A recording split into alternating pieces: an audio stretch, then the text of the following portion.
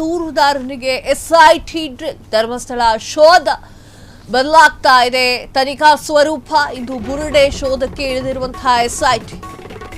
ವೀಕ್ಷಕರೇ, Dharmasthala ದೂರುದಾರನಿಗೆ SIT drill. Dharmasthala ಶೋಧ ಬದಲಾಗ್ತಾ ಇದೆ. ತನಿಖಾ ಸ್ವರೂಪ ಇಂದು ಬುರುಡೆ ಶೋಧಕ್ಕೆ ಇಳಿದಿರುವಂತಹ ಎಸ್ಐಟಿ. ಬೆಳ್ತಂಗಡಿಯ ಎಸ್ಐಟಿಯ ಕಚೇರಿಯಲ್ಲಿ ತನಿಖಾ ಬುರುಡೆ ವಿಚಾರವಾಗಿ ತನಿಖೆ ಮಾಡ್ತಾ ಇರುವಂತಹ ತಂಡ ದೂರುದಾರನನ್ನ ಕರೆಸಿಕೊಂಡು ಎಸ್ಐಟಿ ವಿಚಾರಣೆ. ಬೆಳ್ಳಂಬೆಳಿಗ್ಗೆ ಎಸ್ಐಟಿ ಕಚೇರಿಯಲ್ಲೇ ದೂರುದಾರ ಇದ್ದಾನೆ. ಏಕೆ ನೀನು ಹೇಳಿದ ಕಡೆ ಏನೂ ಸಿಗ್ತಾ ಇಲ್ಲ ಅಂತ ಹೇಳಿ ಪ್ರಶ್ನೆ. ನಿಮಗೆ ಸರಿಯಾಗಿ ಜಾಗ ಸರಿಯಾಗಿ ನೆನಪಿಲ್ವಾ ಅಂತ ಹೇಳಿ ಪ್ರಶ್ನೆ. ಅಥವಾ ಈಗಾಗಲೇ ಸಾಕ್ಷ್ಯನಾಶ ಆಗಿದೆಯಾ, ಅಥವಾ ತನಿಖಾ ತಂಡವನ್ನ ದಾರಿ ತಪ್ಪಿಸೋ ಕೆಲಸ ಆಗ್ತಾ ಇದೆಯಾ, ನಿಮ್ಮ ಕೆಲಸ, ಈ ಒಂದು ಕೆಲಸಕ್ಕೆ ಯಾರೆಲ್ಲ ಸಹಕಾರವನ್ನ ಕೊಟ್ಟಿದ್ರು, ನೀವು ತೋರಿಸುವ ಜಾಗಗಳು ಇನ್ನಷ್ಟು ಇದೆಯಾ, ಅಲ್ಲೂ ಯಾವುದಾದ್ರೂ ಬುರುಡೆ ಸಾಕ್ಷ್ಯ ಸಿಗದಿದ್ರೆ ಏನ್ ಮಾಡಬಹುದು, ಹೀಗೆ 10 ಹಲವು ಪ್ರಶ್ನೆಯನ್ನ ಕೇಳ್ತಾ ಇರುವಂತಹ ಎಸ್ಐಟಿಯ ತನಿಖಾ ತಂಡ.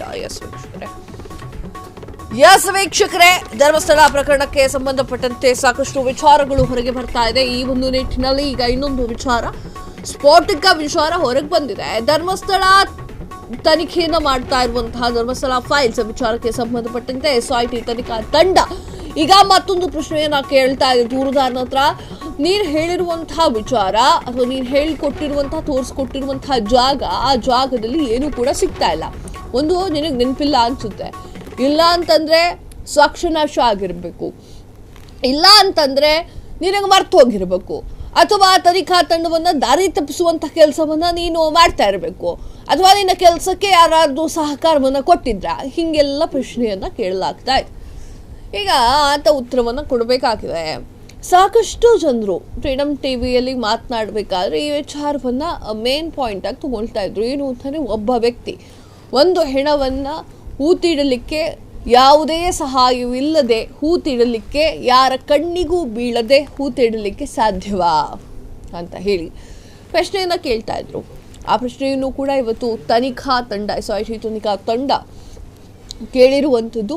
ನೀನು ತೋರಿಸುವಂತಹ ಎಲ್ಲ ಸ್ಪಾಟ್ಗಳಲ್ಲೂ ಯಾಕೆ ಬುರುಡೆಗಳು ಸಿಗ್ತಾ ಇಲ್ಲ? ಒಂದು, ನೀನು ಮರ್ತು ಹೋಗಿರ್ಬೇಕು. ಯಾಕಂತಂದ್ರೆ ಅವನೇನು ಹೇಳಿದ್ದ ಅಂತಂದರೆ 1995ರಿಂದ 2014ರವರೆಗೂ ಈ ಒಂದು ಕೆಲಸವನ್ನು ಮಾಡಿದ್ದೆ, ಅದಾದ ನಂತರ ಊರೇ ಬಿಟ್ಟು ಹೋಗಿದ್ದೆ ನಾನು ಅಂತ ಹೇಳಿದ್ದ. ಅದಕ್ಕೆ ಆತ ಬಂದ ನಂತರ, ದೂರನ್ನು ಕೊಟ್ಟ ನಂತರ ಆ ಸ್ಥಳಗಳ ಒಂದು ಆಕಾರ ಬದಲಾಗಿರಬಹುದು, ಅಥವಾ ಆತ ಮರ್ತು ಹೋಗಿರಬಹುದು. ಸೊ ಈ ಒಂದು ನಿಟ್ಟಿನಲ್ಲಿ ಆತನನ್ನ ಪ್ರಶ್ನೆ ಕೇಳಲಾಗ್ತಾ ಇರುವಂಥದ್ದು. ವೀಕ್ಷಕರೇ, ಅದೆಲ್ಲದಕ್ಕೂ ಕೂಡ ಆತ ಉತ್ತರವನ್ನ ನೀಡಬೇಕಾಗಿದೆ. ಧರ್ಮಸ್ಥಳ ಫೈಲ್ಸ್ ವಿಚಾರಕ್ಕೆ ಸಂಬಂಧಪಟ್ಟಂತೆ 10 ಹಲವಾರು ಪ್ರಶ್ನೆಗಳನ್ನ ಕೇಳ್ತಾ ಇರುವಂತಹ ಎಸ್ಐಟಿ ತಂಡ ಬೆಳ್ಳಂಬೆಳಿಗ್ಗೆಯೇ ಆತನನ್ನ ಆಫೀಸಿಗೆ ಕರೆಸಿಕೊಂಡು ಮಾತನಾಡಿದೆ. ಕ್ಷಣ ಕ್ಷಣದ ಸುದ್ದಿಗಳಿಗಾಗಿ ಫ್ರೀಡಮ್ ಟಿವಿ ಸಬ್ಸ್ಕ್ರೈಬ್ ಮಾಡಿ, ಲೈಕ್ ಮಾಡಿ ಹಾಗೂ ಫಾಲೋ ಮಾಡಿ. ಹೊಸ ಸುದ್ದಿಗಳ ನೋಟಿಫಿಕೇಶನ್ಗಾಗಿ ಬೆಲ್ ಐಕಾನ್ ಮೇಲೆ ಕ್ಲಿಕ್ ಮಾಡಿ.